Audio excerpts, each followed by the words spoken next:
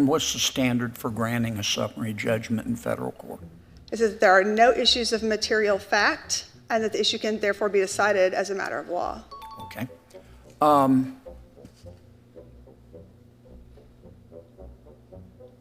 What's the standard for deciding whether a particular punishment is cruel and unusual under the Eighth Amendment?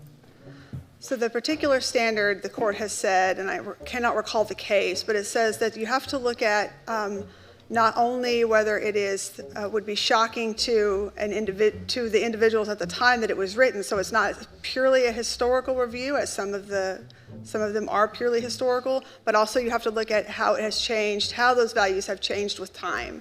It's one of those cases, circumstances where the court says it's appropriate to look at how values have changed with time.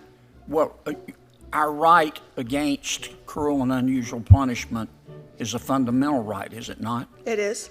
Okay. How do you square what you just told me about the Eighth Amendment with the case after case after case by the U.S. Supreme Court that says the definition of a fundamental right is one that's explicitly stated in the Constitution or deeply rooted in our history and tradition? Yeah, I think that it is. I think it is deeply rooted in our history and tradition. Yeah, but certain forms of punishment are not.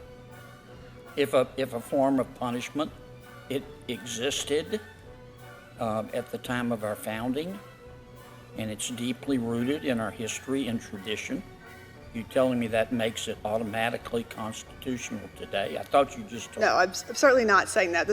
I'm not. What I say about it is really quite irrelevant, but the Supreme Court has said we look at it with a view to the changing values on these why issues. The difference? I thought both fundamental rights. Why the difference? I think that's a question that the Supreme Court's going to have to answer, whether or not they have. I think it has. I'm just asking if you know. I think I've answered the question to the best of my ability, Senator. Okay. Thank you all.